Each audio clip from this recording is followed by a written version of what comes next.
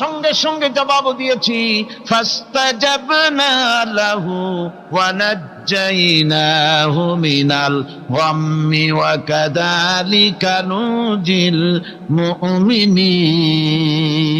ডাকের সাড়া দিলাম, বিপদ দিয়া বাঁচায় দিলাম। শুধু ইউনূসের না, আল্লাহ পাক এ জায়গায় আবার ওয়াদা করলেন, দুনিয়ার যত মুমিন বান্দা আছে তারা যদি কখনো বিপদে পড়ে যায় আর আমারে যদি ডাকে, আমি এইরকম করে বিপদ থেকে বাঁচায়া দেব।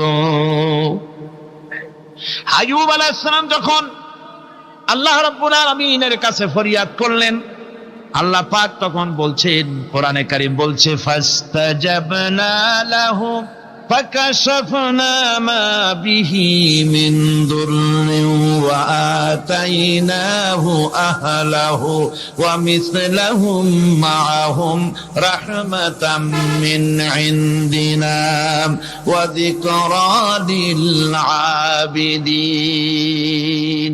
আমি আইয়ুবের দোয়া কবুল করে নিলাম। শুধু তার পরিবার বর্গই দিলাম না, বরং আরো কিছু নিয়ামত আমি তাকে দান করে দিলাম। এবং তাই জন্য যেহেতু তারা ছিল আমার অনুগত বান্দা, আমার বাধ্যগত, আমি এই জন্য রহম করেছি, সমস্ত রোগ শোক আমি মাফ করে দিয়েছি। আমাদের সামান্য একটু জ্বর হয়, যদি 2-3 দিন জ্বর হয়েছে, জ্বর ছাড়ে না, বলে যে এত ভালো ভালো কাজ করি তারপর আমার এত জ্বর হওয়া লাগে, অমুকরা এত পাপ করে, তা তো কিছুই হয় না। খালি আল্লাহ আমার চোখে দেখলো, আমার বউর অসুখ, আমার অজুমুড়ি সারি না। ভাইরা, আপনি ঠিক পান না যে কি গুনাহ আপনি করেন। কোরআনে কারীম বলছি, ওয়ামা আসাবাকুম মিন মুসিবাতিন ফাবিমা কাসাবাত আইদিকুম ওয়া ইয়াফু আন কাসীর। যত বিপদ তোমাদের উপর আছে সব দুই হাতের কামাই করা। আর আমি তো অনেকগুলো ক্ষমা করে দেই। তোমরা যত পাপ করো, আকাম করো, সবগুলির শাস্তি যদি দুনিয়ায় দিতাম, শ্বাস করার সময় পেতে না। অসুখ হলেই অধৈর্য হয়ে যেও না, ধৈর্য ধরো। আল্লাহ পাক বলেন, শুধু আইয়ুব নয়, ওয়া ইসমাঈল ওয়া ইদরিস ওয়া যাল কিফলি কুল্লুম মিনাস সাবিরিন। এইভাবে করে ইসমাঈল, ইদ্রিস, জুলকিফল সবাই ছিল ধৈর্যশীল। জোরে বলেন সুবহানাল্লাহ। ধৈর্যের চরম পরাকাষ্ঠা ছিলেন তিনি। কোরআনে কারীম নবীদের এই কথাগুলি আমাদের শোনাচ্ছেন। হযরত ইয়াকুব আলাইহিস সালাম কলিজার টুকরা সন্তান হযরত ইউসুফ আলাইহিস সালামের জন্য তার মনটা পাগল ছিল। এত সুন্দর করে আল্লাহ তারে বানাইছিলেন, এত তিনি ছিলেন সৌন্দর্যের পিরামিড, যারে দেখলে চোখ ফিরানো যায় না। এমন সুন্দর সুপুরুষ, যারে দেখি সেই যুগের সুন্দরী যুবতী মেয়েরা রূপের মোহে পড়ে নিজেদের আঙ্গুলগুলি কেটে ফেলে দিয়েছিল। রূপের মোহে এমন অবশ হয়ে গেছে, আঙ্গুল কেটেছে, হাত কেটেছে, টের পায় নাই। আবার ভুল বুঝবেন না, দুনিয়ার সেরা সুন্দর পুরুষ ইউসুফ আলাইহিস সালাম, তা কিন্তু রাসূলের চাইতে বেশি নয়।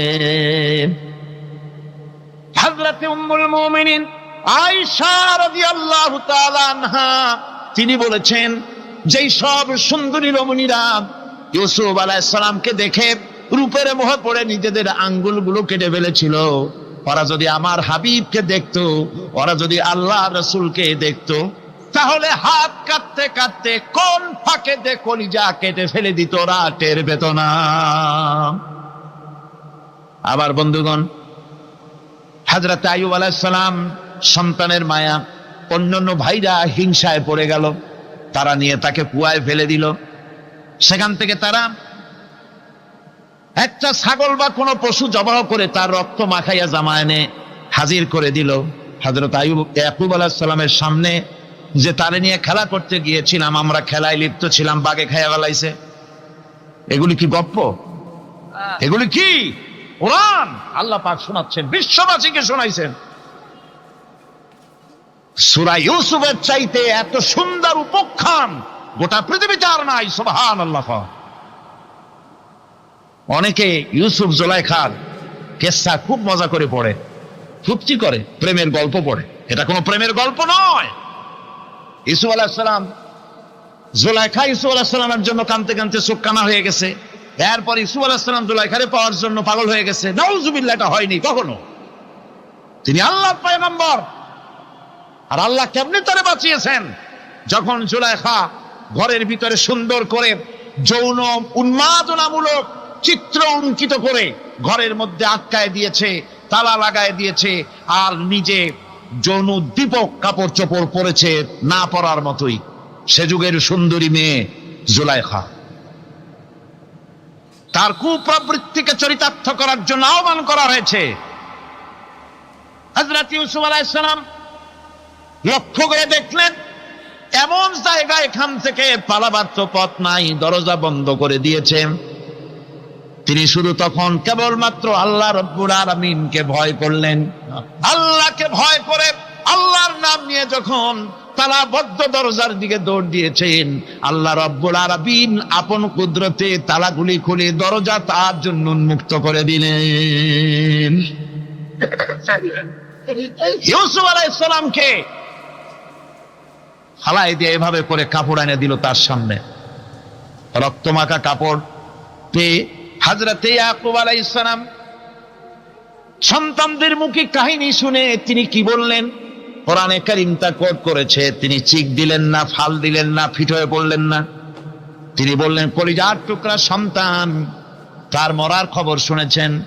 তিনি বললেন কি? ফাসাবরুন জামিলুন ওয়াল্লাহুল মুস্তাআনু আলা মা তাসিফুন। আমি উত্তম সবর অবলম্বন করব। তোমরা যে কাহিনী রচনা করেছো এর বেলায় আমি আল্লাহর কাছে সাহায্য চাই। আমি উত্তম সবর অবলম্বন করব।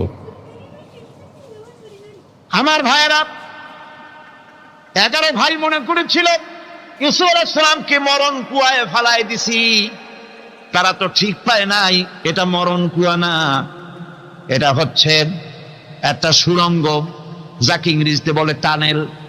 এটা এমন একটা সুড়ঙ্গ, ওরা মনে করেছে মরণ কুয়া, কিন্তু আল্লাহ রাব্বুল আলামিন এই কুয়াতে এমন বানালেন, ওরা একদিকে ফালাই দিল মরণ কুয়ায়, এ কুয়ার আর এক মুখ দিয়া আল্লাহ রাব্বুল আলামিন ইউসুফ আলাইহিস সালামকে নিয়ে মিশরের সিংহাসনে বসায়া দিলেন। এটা মরণ কুয়া নয়, এটা রাজ সিংহাসনে বসার সুড়ঙ্গ পথ। ইউসুফ আলাইহিস সালাম আজ প্রেসিডেন্ট, সুবহানাল্লাহ,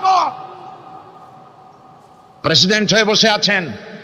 ওদিকে কেনানে অভাব লেগে গেছে, সেখানকার মানুষেরা সাহায্য নিতে এসেছে। ওই 11 ভাইও আসছে। হযরত ইউসুফ আলাইহিস সালাম দেখি চিনে ফেলেছে, ওরা কিন্তু তখনও ঠিক পায় নাই।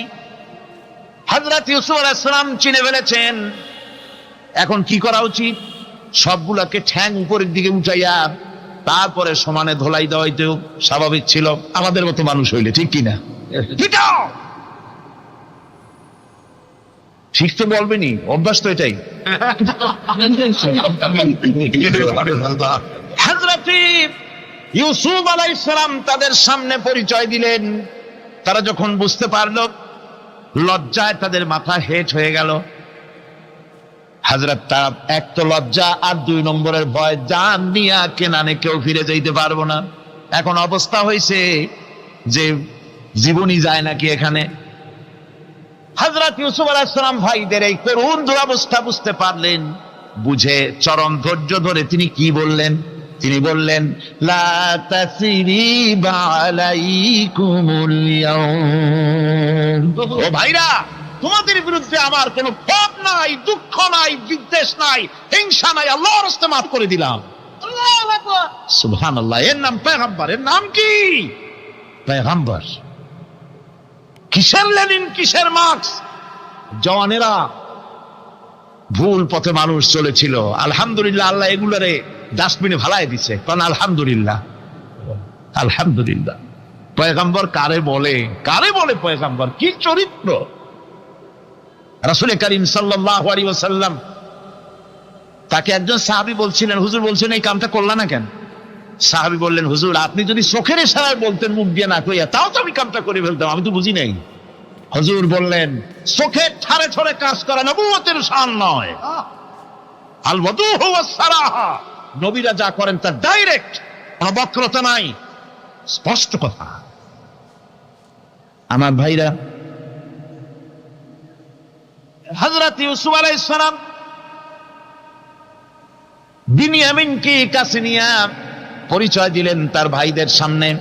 কোরআনে কারীম বলছে, ক্বালা আনা ইউসুফ ওয়া হাদা আখি قد من الله علينا إنه من يتقي ويصبر فإن الله لا يضيع أجر المحسنين। আমি ইউসুফ আর এই হচ্ছে আমার ভাই। আল্লাহ আমাদের উপর ইহসান করেছেন। প্রকৃতপক্ষে যারা আল্লাহকে ভয় করে এবং সবর এখতিয়ার করে, আল্লাহ এভাবে তাদেরকে, তাদের আমলকে নিষ্ফল হতে দেন না।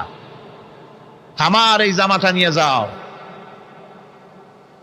হযরত ইয়াকুব আলাইহিস সালাম কলিজার টুকরা সন্তান ইউসুফ আলাইহিস সালামের বিরহ যন্ত্রণায় ছেলেকে কতদিন দেখে না, কাঁদতে কাঁদতে চোখ দুটো অন্ধ হয়ে গেছে।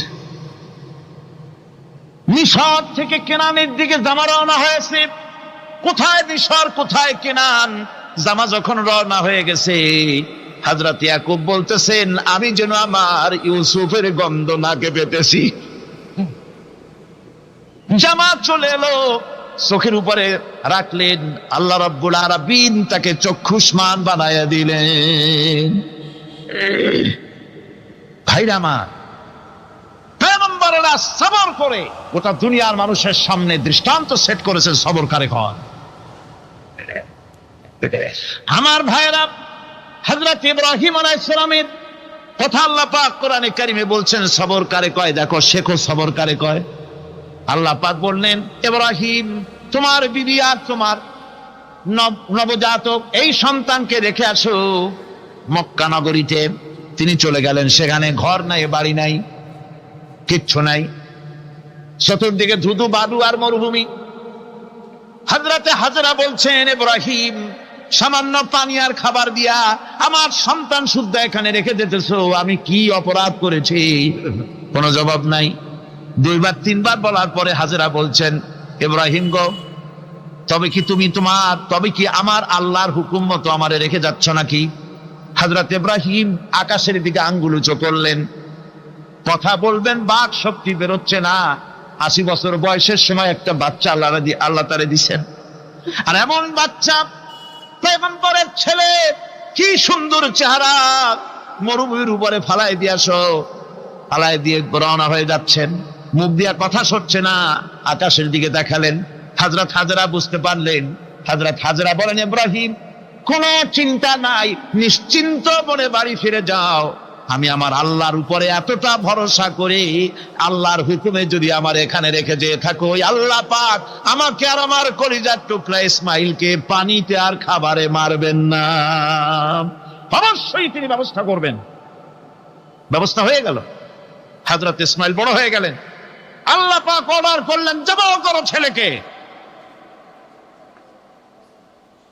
হযরত ইব্রাহিম আলাইহিস সালাম যখন জবাহের প্রস্তাব করলেন, হযরত ইসমাইল তা আপত্তি করতেন, বাবাজি আমার মায়ের আর আমাকে বাচ্চা অবস্থায় ফেলে গেলেন, খাবার দেন নাই, পরার দেন নাই, বছরের পর বছর আমাদের এখানে কাটলো, দেখতেও আসেন নাই, আজ আসছেন জবাহ দিতে। এটা কেমন কথা? কি ধরনের বাপ আপনি? এরকম বলছে নাকি? এরকম বলছে। হযরত ইব্রাহিম আলাইহিস সালাম প্রস্তাবটা কিভাবে পারলেন? আল্লাহ পাক কোরআনে কারিমে দৃষ্টান্ত রেখে দিয়েছেন। আল্লাহ পাক বলছেন, হযরত ইব্রাহিম ছেলেকে বললেন, ইয়া বুনাইয়া, ইয়া বুনাইয়া, হে আমার কলিজার টুকরা লাডলা, হে আমার কলিজার টুকরা সন্তান, ইন্নী আরা ফিল মানাম আন্নী আযবাহুক, আমি স্বপ্নে দেখছি আমি যেন তোমাকে জবাহ করতেছি। ফানজুর মাদা তারা, তোমার রায় কি বলো? আমি তো স্বপ্নে দেখছি যে আমি তোমার জবাহ করতেছি, এখন তোমার রায় কি, তোমার মত কি? হযরত ইসমাঈল আলাইহিস সালাম শুনিয়া দিলেন দৌড়, নাকি না। হযরত ইসমাঈল আলাইহিস সালাম ধৈর্যের প্রতীক, তিনি কি কথা বললেন? তার মুখের কথা কোরআন শরীফে আল্লাহ পাক উঠায় দিলেন। হযরত ইসমাঈল বললেন, ইয়া আবাতি ফাআল মা তু'মারু সাতাজিদুনি ইনশাআল্লাহু মিনাস সাবিরিন। হে আমার পিতা, আপনি যে ব্যাপারে আদিষ্ট হয়েছেন আপনি তা পালন করুন, অবশ্যই আমাকে ধৈর্যধারীদের মধ্যে পাওয়া যাবেন। সুবহানাল্লাহ। এক বর্ণনা এসেছে, হযরত ইসমাঈল বললেন, আব্বাজান আমি ধৈর্যধারীদের ভিতরে আমারে পাবেন, তবে জবাহ করার আগে আমার হাত পাটা একটু বেঁধে নেন, কারণ জবাহের যন্ত্রণায় আপনার গায়ে যদি আমার হাত পা লেগে যায় তো বেয়াদবি হয়ে যেতে পারে। আর আমি মরে আমার জবাহ হয়ে যাওয়ার পর আমার রক্ত মাখা জামা টানিয়া আমার মা হাজেরারে দিবেন, কারণ তাকে মা বলবার মতো আর তো কেউ নাই। হযরত ইব্রাহিম তাকে বাঁধবার জন্য প্রস্তুতি নিলেন। হযরত ইসমাঈল বলছেন, আব্বাজান বাঁধবেন না, বাঁধার প্রয়োজন নাই। বলে, কেন? একবার বাঁধতে বললে আবার তুমি নিষেধ করছো কেন? ছেলে বলছেন, আব্বাজান বাঁধবো না এই জন্যে, হয়তো কিয়ামতেই প্রশ্ন উঠতে পারে যে আল্লাহর হুকুমে রাজি ছিল না বলে হাত পা বাঁধা জবাহ করছে। আমি এই সুযোগ দিব না, আপনি জবাহ করেন, আমি এতটুকু নড়াচড়া করব না। ধৈর্যের চরম প্রতীক হযরতে ইসমাঈল আলাইহিস সালাম দেখাই দিয়েছেন ধৈর্য কারে কয়।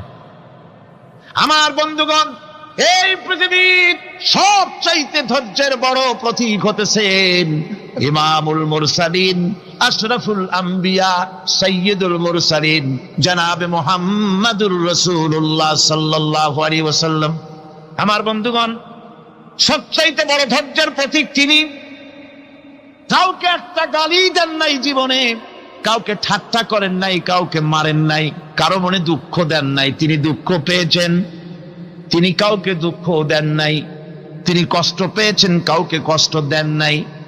আমার ভাইয়েরা, তায়েফের ময়দান, আমার নিজের চোখে তায়েফে যেদিন আমি তায়েফ দেখলাম, আমি তায়েফে ঢুকেছি, জীবনে কোনোদিন যাই নাই। রমজান মোবারকে আমি সেখানে গেলাম, আমাকে বসার জন্য তারা নিয়ে যাবে।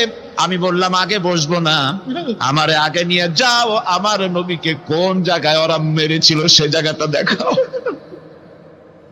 তায়েফের সেই গলিতে যখন আমি গিয়েছি, দুই দিকে পাহাড় দাঁড়ানো, তায়েফের লোক আমার সাথে ছিল, তারা বলল এই জায়গাটা প্রথম যেখানে চতুর্দিক থেকে নবীজিকে পাথর মারছিল আর আল্লাহর নবী বেহুশ হয়ে পড়ে গিয়েছিলেন। 3টা দিন না খাওয়া, হযরতে খাদিজা নাই, আবু তালিব নাই, মক্কায় জায়গা নাই পা রাখার। নবীজি 3টা দিন ঘুরলেন। নেতারা বলল, তুমি যদি নবী হবে তো এতিম হলে কেন? আল্লাহ নবী বানাবার জন্য কি একটা ধনী মানুষ পায় নাই? তোমার মতো এতিম আর গরিবের নবী বানাইলো কেন? আল্লাহ নবী 3 দিন পর যখন দেখলেন কেউ দাওয়াত শোনে না, কেউ মানে না, কেউ গ্রহণ করে না, তখন তিনি নেতাদের অনুরোধ করলেন, ঠিক আছে দাওয়াত তো কবুল করলে না, তবে একটা কাজ করো, অন্তত আমি যে তায়েফে আসছিলাম এই খবরটা মক্কায় দিও না, ওরা আরো অত্যাচার বাড়ায় দেবে।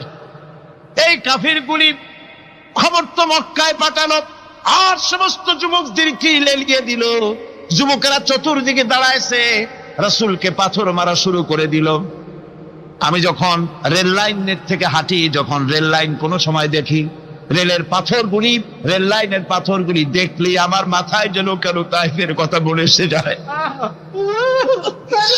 আরে মানুষের গায়ে পাথর মারলে কি অবস্থার সৃষ্টি হয়? পাথর নূরের শরীর, রহমতের শরীর, কিটি কিটি রক্ত ঝরছে।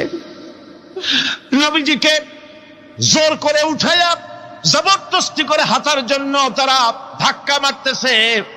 আবার কিছুদিন গিয়ে নবীজি আবার বেহুশ হয়ে পড়েছেন, এইখান থেকে আবার উঠাইছে, আবার ধাক্কা মারতেছে।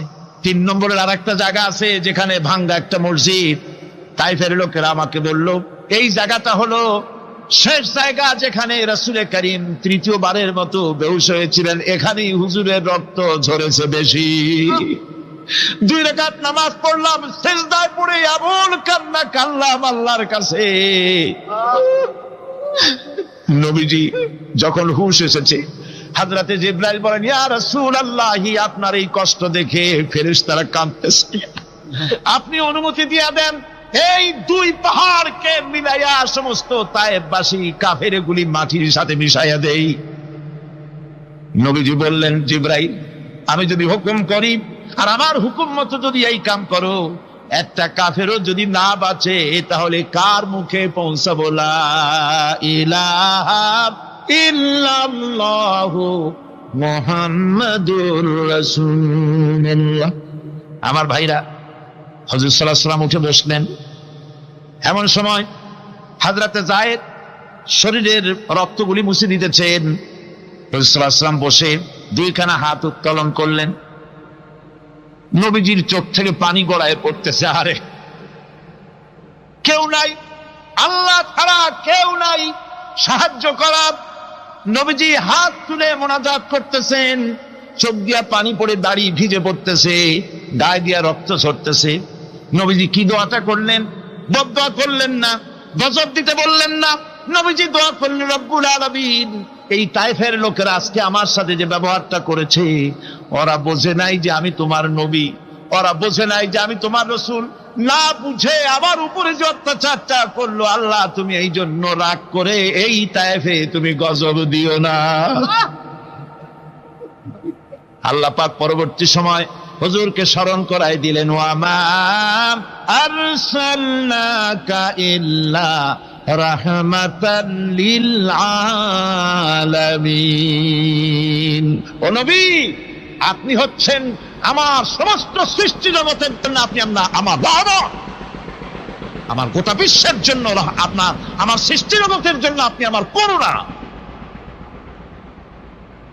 একটা লোক রাসূলের এই কষ্ট দেখে বাগান থেকে 1 গ্লাস আঙ্গুরের শরবত এনে হাজির করেছে। এত কষ্টের পর 3 দিনের না খাওয়া আঙ্গুরের একটা শরবত পাইয়া হুজুর খুব খুশি হলেন। শরবত গ্লাস পান করে হুজুর বলছেন, তোমার নাম না আত্তাস? তিনি বলছেন, হ্যাঁ হুজুর, আমার নাম আত্তাস। তোমার বাড়ি না ইউনূস আলাইহিস সালামের গ্রামে? বলে, হ্যাঁ, আমার বাড়ি সেই গ্রামে। তা আপনি কি করে জানলেন আমার নাম আত্তাস আর আমার বাড়ি ইউনূস আলাইহিস সালামের গ্রামে? আপনি জানলেন কি করে? হুজুর বললেন, আমি নবী, হযরত ইউনূস নবী, একজন নবীর খবর আর একজন নবীর কাছে থাকে। রাসূল করিম সাল্লাল্লাহু আলাইহি ওয়াসাল্লাম সবর ইখতিয়ার করেছিলেন, ধৈর্য অবলম্বন করেছিলেন, আর আল্লাহ পাক তাকে নির্দেশ করেছেন, সবর করো। ওয়াত্তাবি' মা ইউহা ইলাইকা ওয়াসবির হাত্তা ইয়াহকুমাল্লাহ। তুমি কেবল সেই জিনিসের অনুসরণ করো যা আমি তোমার প্রতি অবতীর্ণ করেছি। আমি আপনার উপরে যেটা অবতীর্ণ করেছি ওটার অনুসরণ করুন, আর সবর ইখতিয়ার করুন যতক্ষণ না আল্লাহর পক্ষ থেকে চূড়ান্ত ফয়সালা না আসে। ধৈর্য ধরুন, ধৈর্য ধরুন। আমার ভাইরা, কাফেরদের নির্যাতনের মোকাবেলায় আল্লাহ পাক তার হাবিবকে সান্ত্বনা দিয়েছেন। যখন কাফেররা নির্যাতন করতেছে, হারে হযরতে বেলাল নির্যাতিত, হযরতে সুমাইয়া নির্যাতিতা, হযরতে খাব্বাব, হযরতে হুবায়ব, হযরতে আম্মার রিদওয়ানুল্লাহি তাআলা আলাইহিম আজমাইন, এত মার হতেছে। হযরতে ওমর হযরতে খাব্বাব রাদিয়াল্লাহু তাআলা আনহুকে খোলা গায়ে দেখে বলছিলেন, খাব্বাব রে, তোমার পিঠে এত গর্ত কেন? এত গর্তওয়ালা পিঠ তো আমি মানুষের দেখি নাই, এত চিকুন কোমরওয়ালা মানুষও তো দেখি নাই। তিনি বলেছেন, ওমর, তুমি কি ভুলে গেছো? ইসলাম কবুল করার অপরাধী কাফির বেঈমানেরা আগুন জ্বালায়া আংটা আগুনের উপরে আমাকে চিৎ করে শোয়াছে। আমি যেন নড়াচড়া করতে না পারি সেজন্য আমার বুকের উপরে পাথর চাপা দিয়ে রেখেছিল। গায়ের চর্বি আর রক্ত গলে গলে পড়ে আগুন নিবেছে, আর আগুন গোশত পুড়ে যে পিঠের মধ্যে প্রবেশ করেছিল আজও পর্যন্ত পিঠের সেই গর্ত সেরে যায় নাই। এভাবে অত্যাচার হচ্ছিল সাহাবীদের উপর। আল্লাহ রাব্বুল আলামিন তার হাবিবকে সান্ত্বনা দিলেন, ওয়াসবির ওয়া মা সাবরুকা ইল্লা বিল্লাহি ওয়া লা তাহজান আলাইহিম ওয়া লা তাকু ফি যায়কিম মিম্মা ইয়ামকুরুন। হে রাসূল, সবরের সাথে কাজ করতে থাকুন। আপনার এই সবরের তৌফিক তো আল্লাহই দিয়েছেন, আর ওদের সমস্ত ষড়যন্ত্র, ওদের অপকৌশলে আপনি দুঃখিত হবেন না, চিন্তা করবেন না, ভারাক্রান্ত হবেন না, আপনি নিশ্চিত থাকুন। ওয়াসবির লিহুকমি রাব্বিকা ফাইন্নাকা বিআয়ুনিনা। হে নবী, আপনার রবের চূড়ান্ত ফয়সালা আসা পর্যন্ত ধৈর্য ধারণ করুন। আপনি তো আমার চোখের সামনে। সুবহানাল্লাহ, সুবহানাল্লাহ। গড, আপনি আমার চোখের সামনে। কে আপনাকে কি করবে আমি দেখবো না? সুবহানাল্লাহ। মন্ত্রী যদি, এই সলিমুদ্দিন মার্কা মন্ত্রী যত আছে, এই মন্ত্রীরা যদি ব্যথাতে ভয় কিসে? আমি তোকে দেখছি না? সাহসটা কেমন বাড়ে, কেমন বাড়ে সাহস। আর এ কোনো মন্ত্রী ছাতা মাতা না, কোন প্রেসিডেন্ট রাজা বাদশা না, আকাশ আর জমিনের মালিক আমার আল্লাহ রাব্বুল আলামিন বলছেন, হাবিব কোন চিন্তা নাই, আপনি আমার চোখের সামনে। ওরা চায় আপনাকে দুনিয়া থেকে মিটাই দিতে, আর আমি চাই ওয়ারাফানা লাকা যিকরাক, আপনার প্রশংসা তো হবে গোটা বিশ্ব জুড়ে, সর্বত্র ছড়িয়ে যাবে আপনার নাম। সুবহানাল্লাহ বিহামদিহি। আল্লাহ পাক অন্যত্র বলেছেন, ওয়ালাকাদ কুযযিবাত রুসুলুম মিন ক্বাবলিকা ফাসাবারু আলা মা কুযযিবু ওয়া উযু হাত্তা আতাহুম নাসরুনা। হে মুহাম্মদ সাল্লাল্লাহু আলাইহি ওয়াসাল্লাম, আপনার পূর্বে অসংখ্য নবী রাসূল এই পৃথিবীতে আসছে এবং জুলুম আর নির্যাতনের শিকার তারা হয়েছেন। অবশেষে তাদের প্রতি আল্লাহর সাহায্য এসেছে। সুতরাং আপনাকেও ধৈর্য ধারণ করতে হবে। ধৈর্য ছাড়া কোনো পথ নাই, ধৈর্য আপনাকে ধারণ করতেই হবে। আর এই ধৈর্য ধারণ করলে পরে আল্লাহর চূড়ান্ত ফয়সালা আসবে, তখন আল্লাহ পাক মেহেরবানি করবেন। আমার ভাইরা, এই ধৈর্য পৃথিবীর সমস্ত পয়গম্বররা ধৈর্য অবলম্বন করেছেন, কখনো অধৈর্য হন নাই। দিন কায়েমের সংগ্রামে নবী রাসূলগণ দারুণ ভাবে সবর ইখতিয়ার করেছেন। বৃদ্ধবাদীদের সকল রকমের নির্যাতন, অপকৌশল, ষড়যন্ত্র, এই সব কিছু মোকাবেলা করেছেন ধৈর্যের নীতি অবলম্বন করি। কখনো ধৈর্যচ্যুতি তাদের মধ্যে ঘটেনি, বরং আল্লাহ রাব্বুল আলামিন তাদের প্রতি সন্তুষ্ট হয়েছেন। যারা এই ধৈর্য ধরেছে তাদের উপরে সন্তুষ্ট হয়ে আল্লাহ রাব্বুল আলামিন বলেছেন, ওয়া কাআইয়্যিম মিন নাবিয়্যিন কাতালা মাআহু রিব্বিয়ুনা কাসীর। এর আগে অনেক নবী এসেছিলেন যাদের সাথে বহু আল্লাহওয়ালা লোক লড়াই করেছেন। فما وهنوا لما أصابهم في سبيل الله وما ضعفوا وما استكانوا। আল্লাহর পথে তাদের উপর যত বিপদ এসেছিল তারা হতাশ হয়ে পড়েন নাই, দুর্বলতা দেখাননি, বাতিলের সামনে মাথাও নত করেন। ওয়াল্লাহু ইউহিব্বুস সাবিরিন। আর আল্লাহ পাক ধৈর্যশীল যারা, তাদেরকে আল্লাহ পাক ভালোবাসেন। আমার ভাইরা, ধৈর্যের পরিচয় রাসূল করিম সাল্লাল্লাহু আলাইহি ওয়াসাল্লাম উহুদের ময়দানে যখন আক্রান্ত হয়ে গেলেন, চতুর্দিকে কাফেররা ঘিরে ধরেছে, বাঁচার কোনো পথ নাই। সাহাবায়ে কেরাম রাসূলকে পাহারা দিলেন। যারা রাসূলকে পাহারা দিতে দাঁড়াইছেন, জীবন দিয়া পাহারা দিতে দাঁড়ায় গেছে, রাসূলের দিকে মুখ দিয়া, পিঠটা বাইরের দিকে দিয়ে রাসূলকে পাহারা দেওয়া শুরু করেছেন।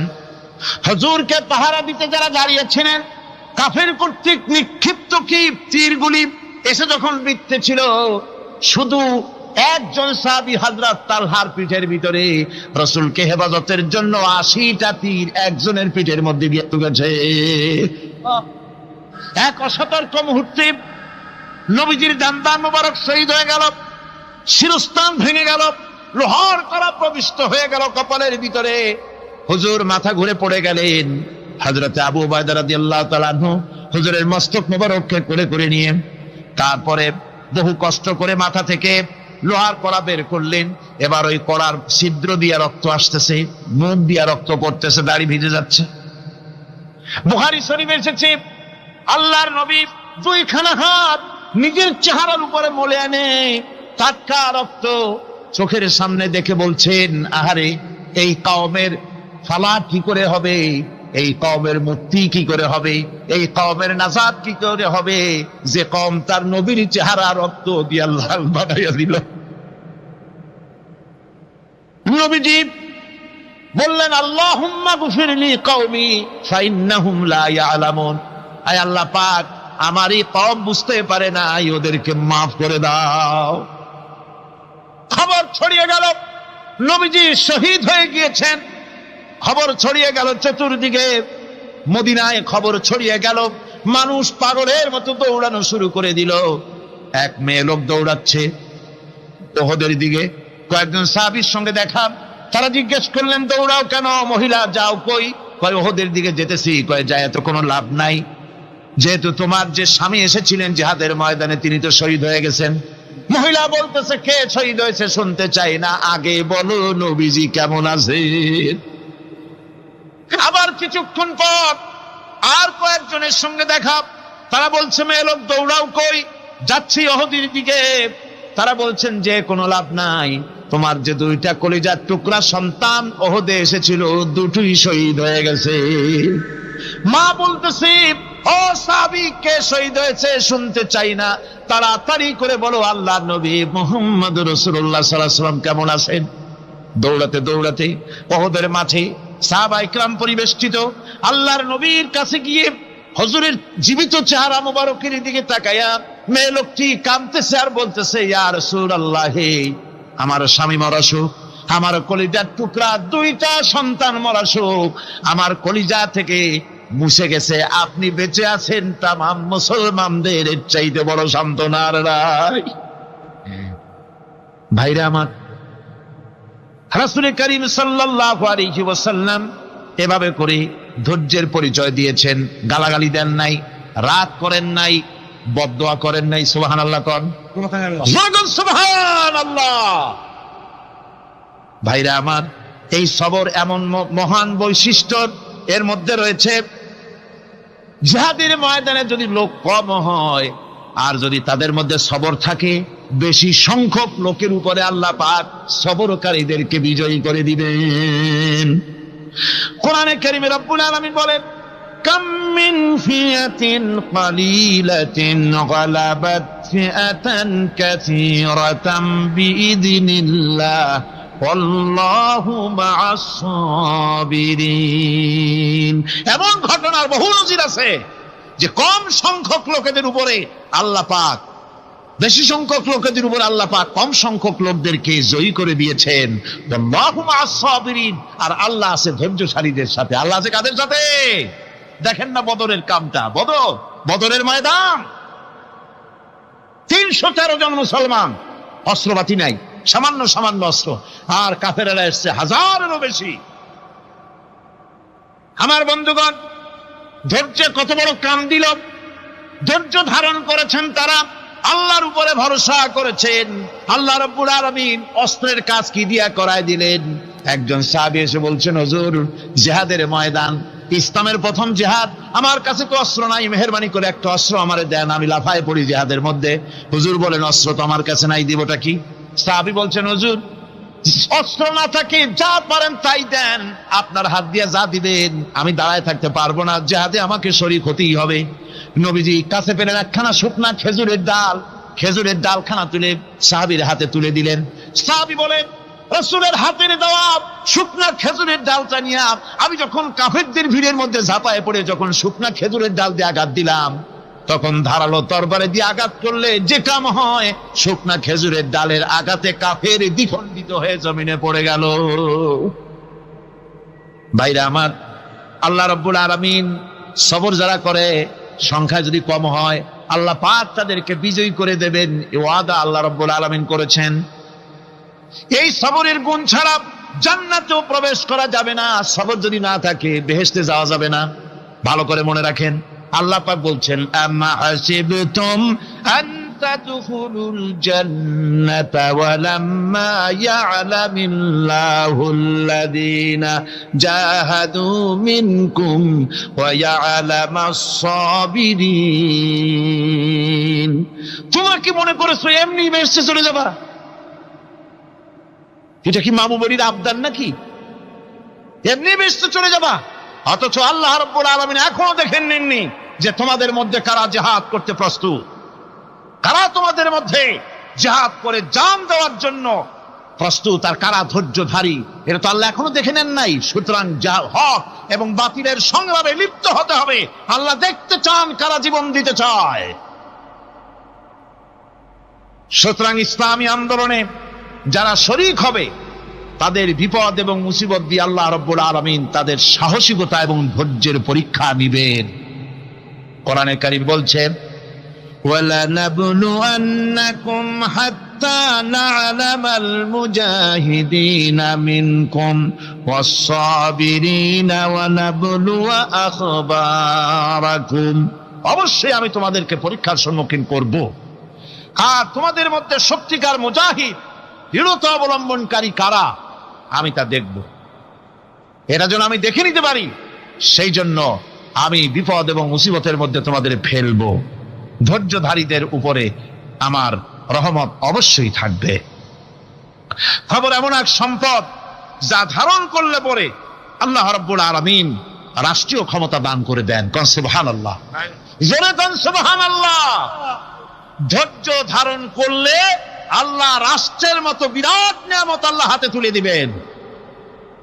তার প্রমাণ কোরআন শরীফ আল্লাহ বলছেন, বনি ইসরাইলরা মিশর থেকে যখন বহিষ্কার হয়ে গেল, তাদের যখন পা রাখার কোনো জায়গা থাকলো না, বনি ইসরাইলরা মিশর থেকে যখন বহিষ্কার হয়ে গেল, এরপরে আল্লাহ পাক তারা যখন ধৈর্য অবলম্বন করলো, আল্লাহ পাক তাদের ব্যাপারে বলছেন, ওয়া আওরাসনাল কওমাল্লাযীনা কানু ইউসতাদআফুনা মাশারিকাল আরদি ওয়া মাগারিবা আল্লাতী বারাকনা ফিহা। আর তাদের স্থলে আমি নির্যাতিত লোকদেরকে প্রতিষ্ঠিত করলাম। পশ্চিম এবং উত্তরের তাদেরকে আমি পশ্চিম এবং পশ্চিম এবং পূর্বের উত্তরাধিকারী তাদেরকে বানায় দিলাম। বিরাট এলাকা তাদের হাতে আমি তুলে দিলাম। ওয়া তাম্মাত কালিমাতু রাব্বিকাল হুসনা আলা বানি ইসরাঈলা বিমা সাবারু। আর এভাবে করে আল্লাহ পাক তার কথাকে পূর্ণ করলেন বনি ইসরাইলদের উপরে। সবর এখতিয়ার করার জন্য, ধৈর্য ধরার কারণে আল্লাহ পাক রাষ্ট্রের মালিক তাদের বানায় দিলেন। যেরকম সুবহানাল্লাহ। সবর যদি করা হয় তো, যুদ্ধ যদি বাদে, যদি জিহাদ শুরু হয়ে যায়, আল্লাহ পাক বলেছেন ফেরেশতা দিয়ে সাহায্য করবে। যদি সবর থাকে তোমাদের, সবর থাকলে আল্লাহ কি দিয়ে সাহায্য করবেন? ফেরেশতা। কোরআনে কারীম বলছি, বালা ইন তাসবিরু ওয়া তাত্তাকু ওয়া ইয়াতুকুম মিন ফাওরিহিম হাদা ইউমদিদুকুম রাব্বুকুম বিখামসাতি আলাফিন মিনাল মালাইকাতি মুসাউমিন। হ্যাঁ, তোমরা যদি ধৈর্য অবলম্বন করো আর আল্লাহকে ভয় করে চলো, তাহলে এক্ষুনি আল্লাহ রাব্বুল আলামিন তোমাদের জন্য কাতারে কাতারে শৃঙ্খলাবদ্ধ 10,000 ফেরেশতা দিয়ে তোমাদেরকে সাহায্য করবেন। সুবহানাল্লাহ। তোমাদেরকে ফেরেশতা দিয়ে সাহায্য করা হবে। তোমরা যদি সবর এখতিয়ার করো, তাহলে সংখ্যা যদি কম হয়, বেশি সংখ্যার উপরে জয়ী করে দেব। ইয়াকুম মিনকুম 20 সাবিরুনা ইয়াগলিবু মিয়াতাইন। যদি তোমাদের ভিতরে ধৈর্যশীল 20 জন হয়, আমি 200 কাফেরের বিরুদ্ধে তোমাদেরকে জয়ী করে দেব। সুবহানাল্লাহ। তোমরা যদি হও ধৈর্যশীল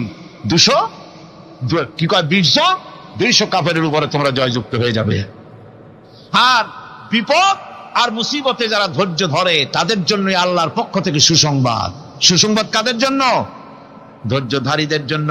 কোরআনে কারীম বলছে ওয়াবাশশিরিস সাবিরিন আল্লাযীনা ইযা আসাবাতহুম মুসিবাতুন ক্বালু ইন্না লিল্লাহি ওয়া ইন্না ইলাইহি রাজিউন। সুসংবাদ সেই সব ধৈর্যশালীদের জন্য যারা নাকি বিপদ এবং মুসিবতে আসলে যারা বলে, কি বলে, পড়েন আমার সাথে, ইন্না লিল্লাহি ওয়া ইন্না ইলাইহি রাজিউন। এটা শুধু আমাদের লোকেরা কেউ মরলে পড়ে, এটা শুধু মরার সময় নয়, বরং যে কোনো বিপদ আর মুসিবত এলে মোমেন বান্দা যারা, তারা কি পড়বে, ইন্না লিল্লাহি ওয়া ইন্না ইলাইহি রাজিউন।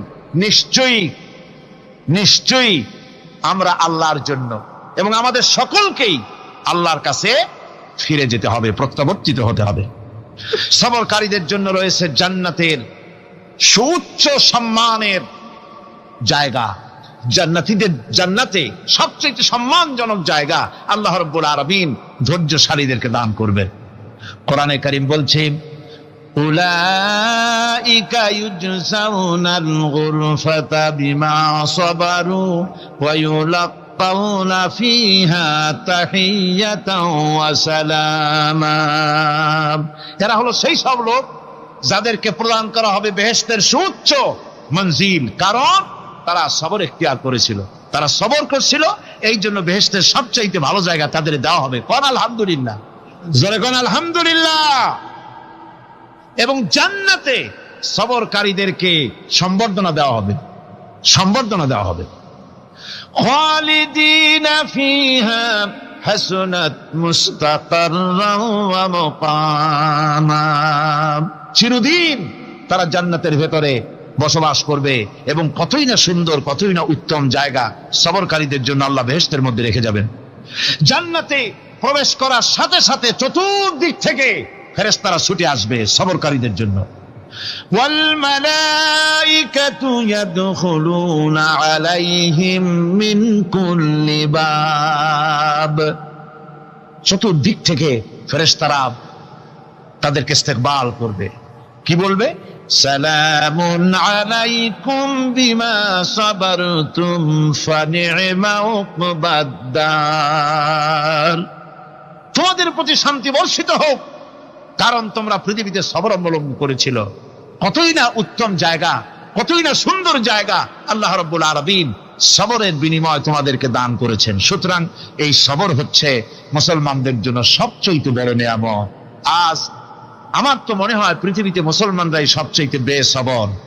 ট্রেনে যাবে বসা নিয়ে বেসবর, টিকিট নিয়ে বেসবর, বাসের মধ্যে বেসবর, বাজারে যাবে বেসবর, স্কুলে যাবে বেসবর, যেখানে যান সব জায়গায় আমরা বেশি অধৈর্য, ঠিক কিনা কর?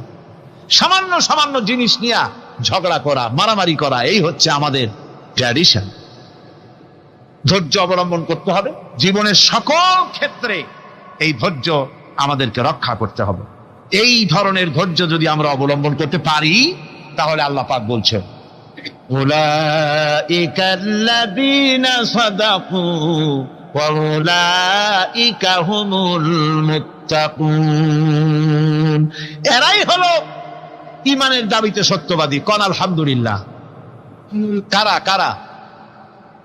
না না, শুধু সবরকারী না, এই যে 10টা পয়েন্ট বলা হলো, কয়টা পয়েন্ট বলা হয়েছে? 10টি পয়েন্ট। সেই 10টি পয়েন্ট যারা পালন করবে এরা হলো ঈমানের দাবিতে সত্যবাদী, আর এরাই হচ্ছে প্রকৃতপক্ষের মুত্তাকি।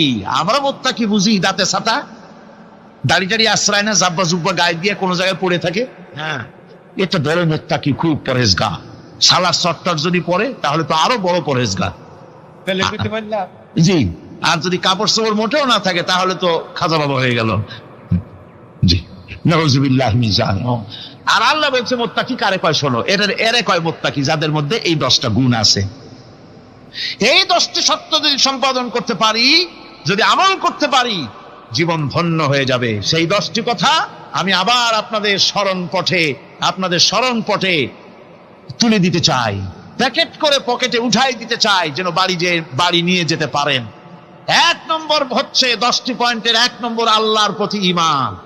1 নম্বরে আল্লাহর প্রতি ঈমান, 2 নম্বরে পরকালের প্রতি ঈমান, 3 নম্বরে ফেরেশতাদের উপর ঈমান, 4 নম্বরে কিতাবের প্রতি ঈমান, 5 নম্বরে নবীদের প্রতি ঈমান, 6 নম্বরে সহায় সম্বলহীন নিকটবর্তী আত্মীয়, ইয়েতিম, মিসকিন, প্রবাসী, মুসাফির, সাহায্য প্রার্থী এদেরকে মুক্ত করার জন্য এদেরকে সাহায্য প্রদান করা, 7 নম্বরে নামাজ প্রতিষ্ঠা করা, 8 নম্বরে যাকাত আদায় করা, 9 নম্বরে ওয়াদা পালন করা, 10 নম্বরে সবর এখতিয়ার করা। কয়টা হলো? এই 10টি কাজ যদি আমরা পালন করতে পারি, বিপদে মুসিবতে ধৈর্য ধারণ করতে পারি, যত মুসিবত আসুক, আসলে এগুলি কিছু না। মুসিবত আল্লাহ টেস্ট করবেন, মুসিবত দিয়া আল্লাহ টেস্ট করে। দেখা যায় যে ওদের শক্তি খুব বেশি, চোখে আপনি দেখতে পারেন, কিন্তু আল্লাহ বলছেন ইন্না কায়দাশ শায়তানে কানা দাঈফা। বাতিলরা হলো শয়তান, বাতিলরা কি? আর ওদের চক্রান্ত আসলেই দুর্বল, এদের চক্রান্ত আসলে কি? দুর্বল। কাজেই এগুলিকে ভয় করা যাবে না। বিপদে মুসিবতে ধৈর্য ধারণ করে যদি অগ্রসর হওয়া যায়, তো আল্লাহ রাব্বুল আলামিন এই 10টি পয়েন্ট যদি আমল করা যায়, দুনিয়াও শান্তি পাবো, আখিরাতেও শান্তি পাবো। যত মুসিবত আসুক, বিপদ আসুক, ধৈর্যের সাথে মোকাবেলা করতে হবে। ধৈর্যের অর্থ কি? আমি আগেই বলেছি, ধৈর্যের অর্থ হচ্ছে অবিচলতা, দৃঢ়তা, বরদাস্ত করা, সহিষ্ণুতা, ধীরতা, স্থিরতা। ধৈর্যের অর্থ এটা নয় একজন একটা থাপ্পড় মারলো আর আপনি বলবেন যে বাবা ব্যথা পাইছো নাকি, তাহলে আরো একখান থাপ্পড় দিয়া দাঁত আমার সবগুলো ভালাই না। এর নাম ধৈর্য নয়। ধৈর্য হচ্ছে পরিস্থিতির মোকাবেলা করতে হবে সাহসিকতার সাথে, এর নাম হচ্ছে ধৈর্য। ওই যে আমি একটা দৃষ্টান্ত দিয়ে থাকি, এক সাপ একবার মুরিদ হয়েছিল এক পীর সাহেবের কাছে। পীর বলছিলেন যে আমি তো এইসব সাপ টাপ মুরিদ বানাই না। কয় না হুজুর, আমারে বানান। তারপরে মুরিদ বানায় কিছু অজিফাতারে শিখাই দিল আর বললো খবরদার কাউকে দংশন করবে না। ঠিক আছে, সে যায়া জিজ্ঞাসা শুরু করে দিয়েছে। এর মধ্যে জমিনে রাখাল আসছে, ধান কাটছে, ধানগুলো নিবি কি করে, দড়ি দাড়ি পাচ্ছে না, তো কি করা যায়, বানবে কি দিয়া? সন্ধ্যার পরে অন্ধকারে দেখে যে দড়ি একটা পড়ে আছে। ও যে কি দড়ি তা তো ওরা বোঝে না, ওইটারে নিয়া ধানরে ফেসাইয়া লেজ দিয়ার মাথা দিয়ে এরকম করে বাসেটারে দিয়ে বাঁধছে। সাপ তখন বলতেছে হায় হায় রে, কেবল যে মুরিদ হইছি, তা না হলে তুই ঠিক পাইছি যে আমি কি ধরনের দড়ি। এরপরে নিয়ে বাড়ি নিয়ে ভালাই দেশে ঘরে খুলে সাপটার ঘাড় গেছে মস্কিয়া। বহুত কষ্ট করে হুজুরের বাড়ি গিয়ে হাজির, কয় যে হুজুর কি একখান জিকের শিখাইলেন, আমার তো ঘাটটার মস্কে শেষ।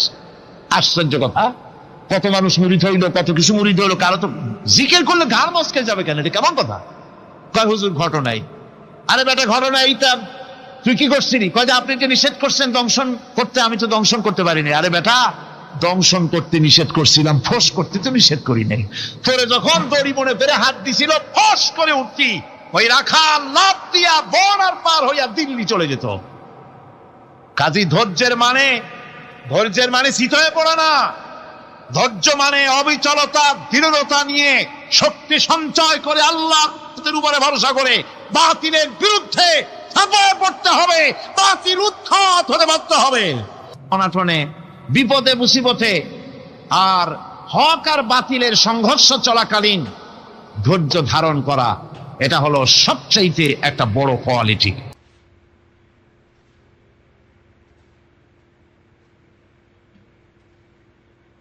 আকসারান নাস লা ইয়ালামুন। আসল কথা হলো যে মানুষেরা, অধিক সংখ্যক লোকেরা এই সম্পর্কে অজ্ঞ, তারা জানে না।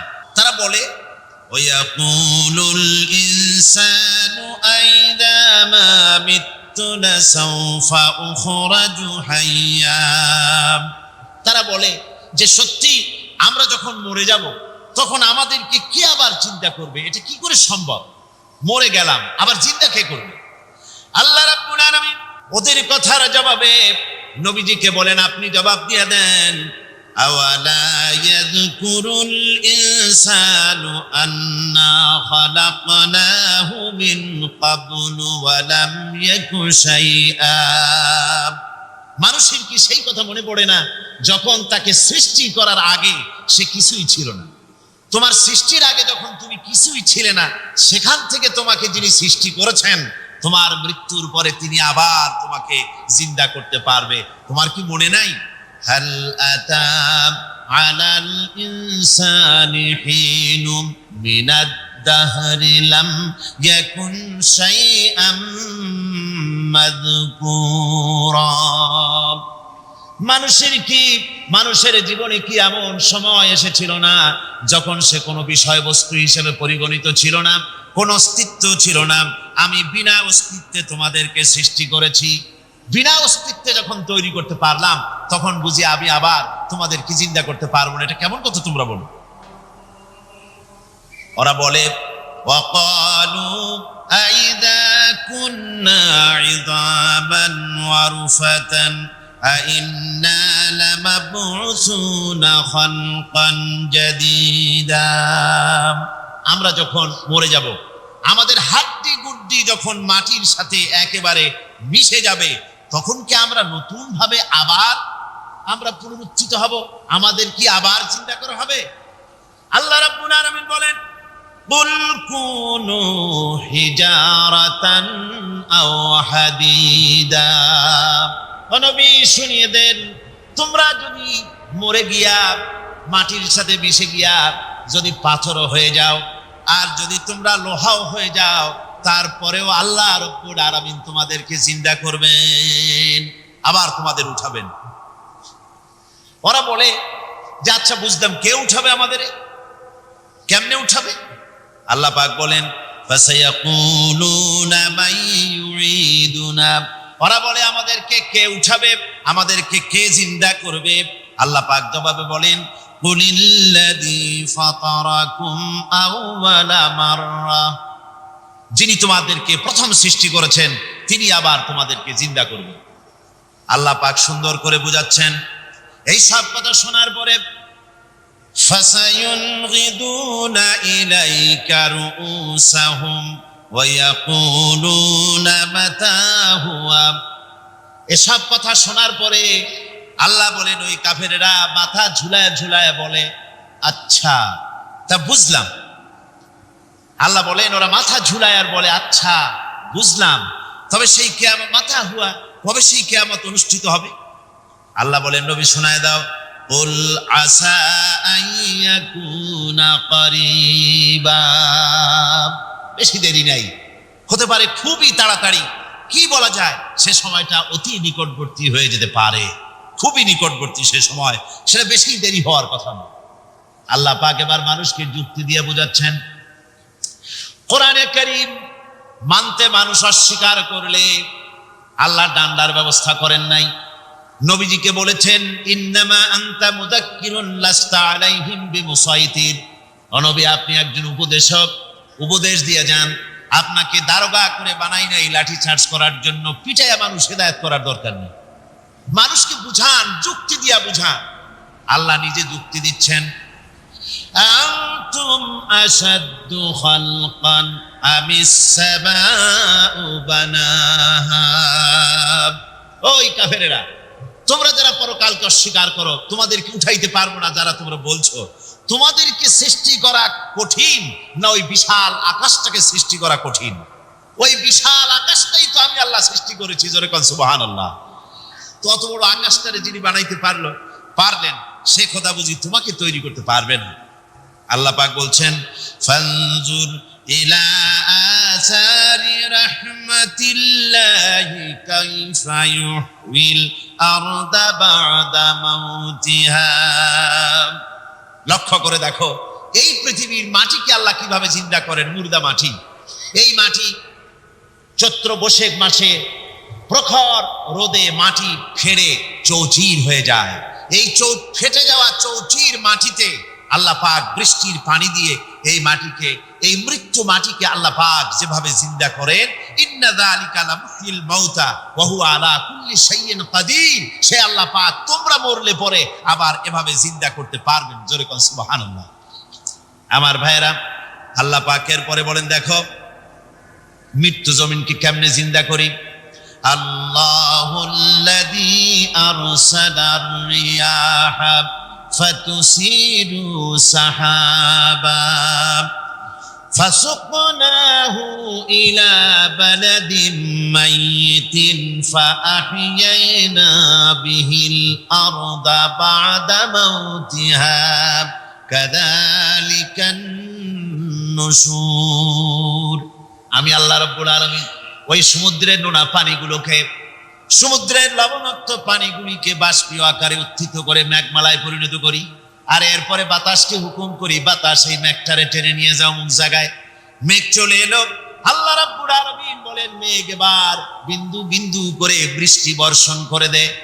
আমার হুকুমে ওই পানিগুলি বৃষ্টি হয়ে বিন্দু বিন্দু হয়ে জমিনে পতিত হয়।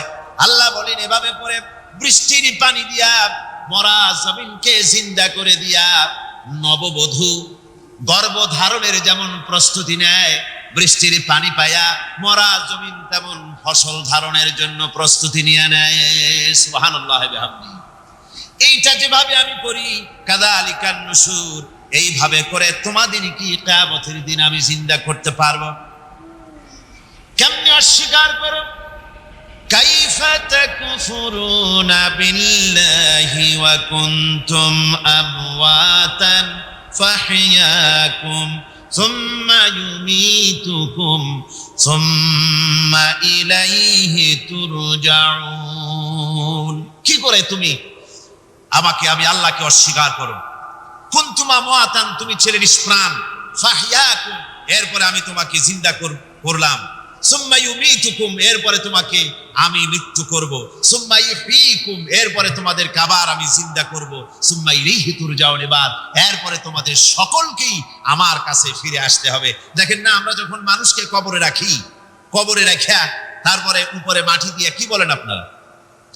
মিনহা খালাকনাকুম, পড়েন, মিনহা খালাকনাকুম ওয়া ফিহা নুঈদুকুম ওয়া মিনহা নুখরিজুকুম তারাতান উখরা। হে বান্দা, এই মাটি দিয়া তোরে তৈরি করা হয়েছিল, এ মাটির ভিতরে রেখে গেলাম, আবার এই মাটি থেকে আল্লাহ রাব্বুল আলামিন তোমারে জিন্দা করবেন। কিয়ামতের ময়দানে সকলকে উঠতে হবে সেখানে আল্লাহর দরবারে। আল্লাহ পাক বলছেন, বান্দা কেমনে অস্বীকার করো? ইন কুনতুম ফি রাইবিন মিনাল বা'স ফাইন্না খালাকনাকুম মিন তুরাব। পরকালকে যারা অস্বীকার করো, কিয়ামতে উঠতে হবে, এটাকে কিভাবে অস্বীকার করো? চিন্তা করে দেখো, তুমি নিষ্প্রাণ মাটি ছিলে, সেই মাটি দিয়েই আমি তোমাকে তৈরি করেছি। আবার আল্লাহ পাক মানুষকে আরো বুঝান, কিয়ামত আছে, পরকাল হবে, আল্লাহর দরবারে উঠতে হবে। আলাম ইয়াকুন নুতফাতাম মিন মানিয়্যিন ইউমনা, তুমি কি মাতৃগর্ভে নিক্ষিপ্ত এক ফোঁটা পানি ছিলে না? সুম্মা কানা আলাকাতান ফাখালাকা ফাসাওয়া, এরপরে তোমাকে মাংসপিণ্ডে, জমাট রক্তে মাংসপিণ্ডে পরিণত করা হলো, এরপরে তোমাকে সুন্দর করে তোমাকে সুগঠিত করা হলো। ফাজআলা মিনহু যাওজাইনি যাকারা ওয়াল উনসা, এরপরে মাতৃগর্ভের ভিতরে আমি এটাকে পুরুষ বানালাম, কন্যা সন্তান অথবা পুত্র সন্তানে পরিণত করলাম। এইটা যে পেরেছে, যিনি পেরেছেন, আলাইসা যালিকা বিকাদিরিন আলা আইয়ুহিয়াল মাউতা, সে আল্লাহর পক্ষে কি সম্ভব নয় যে তোমার মৃত্যুর পরে তিনি আবার জিন্দা করতে পারবেন? কি বলবেন, কি বলেন, সম্ভব না? তিনি পারবেন না? নিশ্চয়ই তিনি আবার কিয়ামতের মাঠে আমাদেরকে হাজির করতে পারবেন, এতে কোনো সন্দেহ নাই। আল্লাহ পাক সেই জন্য এখানে বলতেছেন যে ওরা বাল কাযযাবু বিসসাম, ওরা আসলেই পরে কালকে অস্বীকার করেছে। আপনি যে নবী, এতে কোনো সন্দেহ নাই। আপনি খানা খান, আপনি বাজারে যান, এটাই মূল আপত্তির বিষয় না। মূল কথা হলো তারা পরকালকে অস্বীকার করেছে। আল্লাহ পাক বলেন, ওয়া আন্নাস সাআতা আতিয়াতুন লা রাইবা ফিহা, অবশ্যই সে সময় আসবে, সে কিয়ামত আসবেই, এতে কোনো সন্দেহ নাই। ওয়া আন্নাল্লাহা يبعث من في القبور আর আল্লাহ পাক তিনি কবরের মধ্যে অন্তরিত যা কিছু আছে সবাইকে কিয়ামতের দিন আল্লাহ পাক ময়দানে উঠাবেন। কিয়ামতে আল্লাহর দরবারে সকলকে হাজির হতে হবে। আমার বন্ধুগণ, আল্লাহ পাক বলেন ওয়ালাকাদ খালাকনাল ইনসানা মিন সুলালাতিন মিন তিন। লক্ষ্য করো, তুমি ছিলে মাটির নির্যাস থেকে তোমাকে তৈরি করা হয়েছে। শুধু মাটির নির্যাস থেকে তোমাকে কোনো মডেল ছাড়া, কোনো ধরনের আদর্শ ছাড়া, কোনো ধরনের নমুনা ছাড়া তোমাকে সৃষ্টি করা হবে। সুম্মা জাআলনাহু নুতফাতান ফি কারারিম মাকিন। এরপরে মাতৃগর্ভের একটা অত্যন্ত সুরক্ষিত জায়গায় তোমাকে সংরক্ষণ করা হয়েছিল। সুম্মা খালাকনান নুতফাতা আলাকাতান ফাখালাকনাল আলাকাতা মুদগাম। রক্তপিণ্ডকে, নাপাক পানিকে জমাট রক্ত করেছি, জমাট রক্তকে আমি আবার গোশত পিণ্ডে পরিণত করেছি। ফাকাসাউনাল ইযামা লাহমা। এরপরে সুন্দর করে চামড়া দিয়া, গোশত দিয়ে একটা আকৃতি তোমাকে দান করেছি। সুম্মা আনশানাহু খালকান আখারা ফাতাবারাকাল্লাহু আহসানুল খালিকিন। এরপরে সুন্দর একটা বিশেষ একটা আকৃতি দিয়ে তোমাকে আমি সুন্দর করে সুগঠিত করে তোমাকে তৈরি করেছি। সুম্মা ইন্নাকুম বা'দা যালিকা লামাইতুন। এরপরে আমি আল্লাহ রাব্বুল আলামিন তোমাকে মৃত্যু দেব, অবশ্যই তোমাকে মৃত্যুবরণ করতে হবে। সুম্মা ইন্নাকুম ইয়াউমাল কিয়ামাতি তুবআসুন। এরপরে কিয়ামতের দিন আসবে, ওই বিশেষ মুহূর্ত আসবে, সেই নির্দিষ্ট সময় আসবে, ওই কিয়ামতের মাঠে আল্লাহর দরবারে তোমাদের সকলকে উঠতে হবে, কোনো সন্দেহ তাতে নাই। আল্লাহ পাক বলছেন وَأَعْتَدْنَا لِمَنْ كَذَّبَ بِالسَّاعَةِ سَعِيرًا।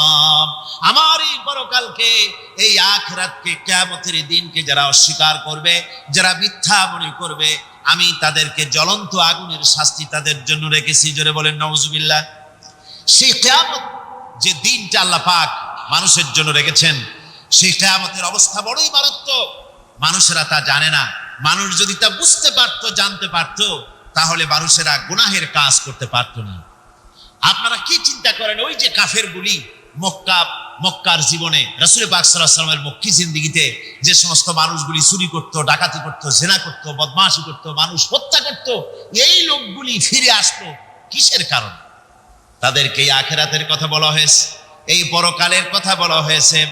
কোরআন শরীফে আল্লাহ রাব্বুল আলামিন পরকালের কথা, মৃত্যুর কথা, কিয়ামতের কথা, হাসরের কথা, সিরাতের কথা, মিজানের কথা, মওতের কথা যত বলেছেন, জান্নাতের কথা যত জায়গায় যতগুলা বলেছেন, সবগুলি আয়াতে কারিমা যদি এক জায়গায় করা যায়, তাহলে পুরা কোরআন শরীফের 1/3 10 পারার সমান হবে। জোরে বলেন সুবহানাল্লাহ।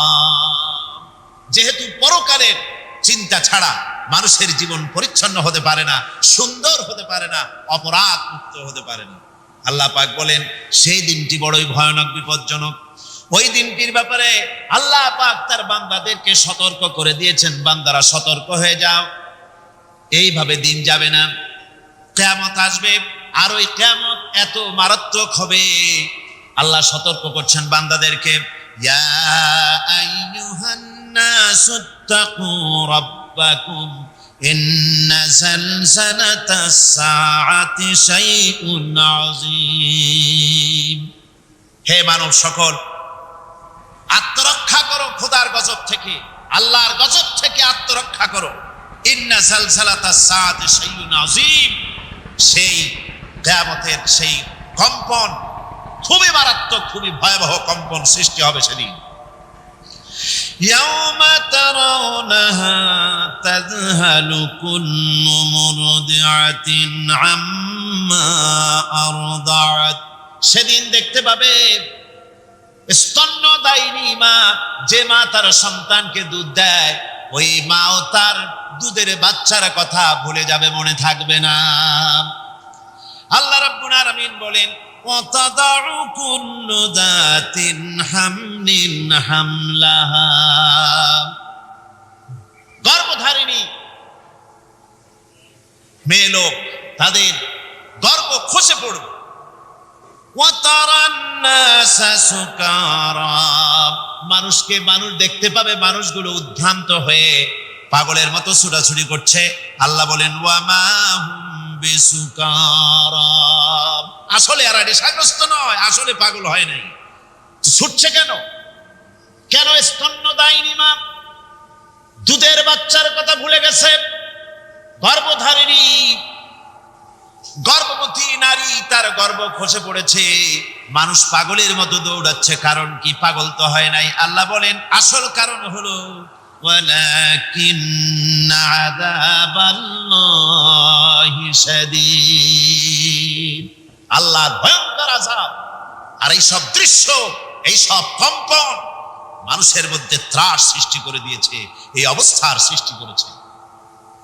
আমার ভাইয়েরা, আল্লাহ পাক বলেন, وأنذرهم يوم الآزفة إذ القلوب لدى الحناجر كاظمين। ও নবী, মানুষদেরকে আপনি সতর্ক করেন, ওই দিনটা এমন হবে, ভয়ের চোটে মানুষের কলিজা তার মুখের কাছে চলে আসবে। মানুষ ভয়তে অস্থির হয়ে যাবে, কলিজা গলার কাছে চলে আসবে। সেই দিনের কথা তাদের শোনায় দেন। ওই দিনটা এমন মারাত্মক দিন। ফাকাইফা তাত্তাকুনা ইন কাফারতুম ইয়াওমা ইয়াজআলু বিলদানা শিবা, সেদিন ভয়ে চিন্তায় যুবক ছেলে বৃদ্ধে পরিণত হয়ে যাবে, কিশোরগুলি তরুণগুলি বৃদ্ধে পরিণত হয়ে যাবে। আমার বন্ধুগণ, মানুষ সেদিন দিক বিদিক হয়ে দৌড়াতে থাকবে, পালাবো কোথায়? আল্লাহ কোরআন শরীফে সব কথা বলে দিয়েছেন। ইয়াকুলুল ইনসানু আইনাল মাফার, কোথায় ভাগবো, পালাবো কোথায়? অস্থির হয়ে মানুষ দৌড়াতে থাকবে, পালাবো কোথায়, যাব কোথায়? আল্লাহ বলেন, কাল্লা লা ওয়াজারা ইলা রাব্বিকা ইয়াউমাইদিনিল মুস্তাকার, ভাগবার কোনো রাস্তা নাই, পালাবার কোনো পথ নাই, একমাত্র তোমার রব ছাড়া, আল্লাহর দরবার ছাড়া পালানোর কোনো রাস্তা যার নাই। আমার বন্ধুগণ, এই কঠিন সময়ে, এই কঠিন দিনে, পরকালের এই দিনে, কিয়ামতের এই মারাত্মক অবস্থায় সকলকে উঠতে হবে। আল্লাহ পাক বলেন, এরপরে কিয়ামত অনুষ্ঠিত হয়ে যাবে। সূরা ফুরকানে আল্লাহ বলছেন, ইযা রাআতুহুম মিন মাকানিন বাঈদিন সামিউ লাহা তাগায়ুযান ওয়া যাফীরা, যখন তাদেরকে জাহান্নাম দেখতে পাবে, অর্থাৎ জাহান্নামের, যখন তারা জাহান্নামের দিকে অগ্রসর হবে, তখন তারা দূর থেকেই জাহান্নামের ক্রোধ এবং তেজস্বী আওয়াজ শুনতে পাবে। জাহান্নামের আওয়াজ, বিকট আওয়াজ। ওই যে কক্সবাজারে সমুদ্র সৈকতে ভ্রমণ করতে গিয়ে সমুদ্রের তুফানের আওয়াজ শুনছেন না? কথা কন না কেন? সমুদ্রের তুফানের আওয়াজ শুনেছেন তো? এইটা কি? এটা কিছুই না, এর থেকে মারাত্মক আওয়াজ, তেজস্বী ক্রোধের আওয়াজ কানের মধ্যে আসতে থাকবে জাহান্নামীদের। আল্লাহ রাব্বুল আলামিন বলেন, ওয়াইযা উলকু মিনহা মাকানান দায়্যিকাম মুকাররানিনা দাউ হুনালিকা সুবুরা, যখন তাদেরকে হাত পা বেঁধে এই জাহান্নামের কোন সংকীর্ণ জায়গায় ফেলে দেওয়া হবে, তখন দাও হুনালিকা সুবুরা, তারা তখন নিজেদের ধ্বংস এবং মৃত্যু কামনা করবে। আল্লাহ বলেন, লা তাদউল ইয়াউমা সুবুরা ওয়াহিদান ওয়াদউ সুবুরান কাসীরা। আজকে এক মৃত্যু দেখো না, অসংখ্য মৌত ডাকো।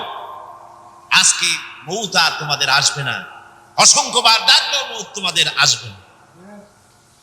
এই যে জাহান্নাম, যে জাহান্নামের দিকে তাদের নিয়ে যাওয়া হবে, আল্লাহকে অস্বীকার করলে, নবীকে অস্বীকার করলে, ইসলামকে অস্বীকার করলে, আল্লাহর নবীর নবুয়তকে অস্বীকার করলে তাদের জায়গা হবে জাহান্নাম। আর সে জাহান্নাম এত মারাত্মক, এত কঠিন জায়গা, যে জায়গা সম্পর্কে আল্লাহ পাক বলছেন, ইন্নাহু মাইয়াতি রাব্বাহু মুজরিমান ফাইন্না লাহু জাহান্নামা লা ইয়ামুতু ফিহা ওয়া লা ইয়াহইয়া।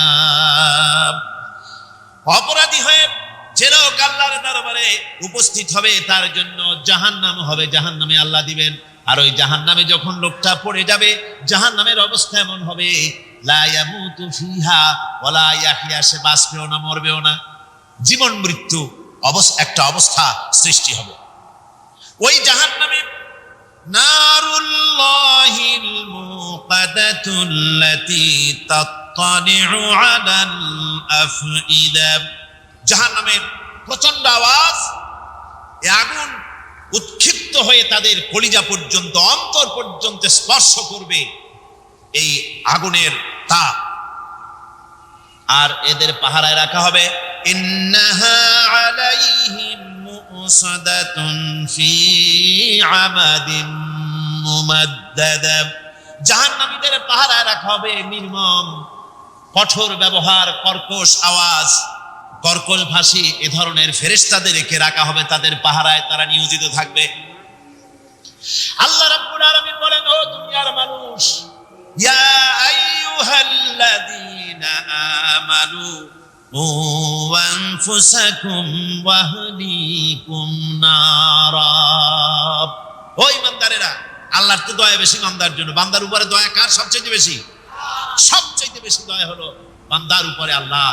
আল্লাহ চান না যে সে জাহান্নামে যাক, কঠিন জায়গা জাহান্নাম। আল্লাহ বলেন, ও মুমিনেরা, তুমি নিজে আর তোমার পরিবারবর্গকে জাহান্নামের আগুন থেকে রক্ষা করো, আগুন থেকে রক্ষা করো, জাহান্নামের রাস্তা থেকে তাদের ফিরাও। ওই জাহান্নাম, যেই জাহান্নামের ইন্ধন হবে মানুষ আর পাথর, ফিরাও জাহান্নাম থেকে মানুষকে, তোমার সন্তান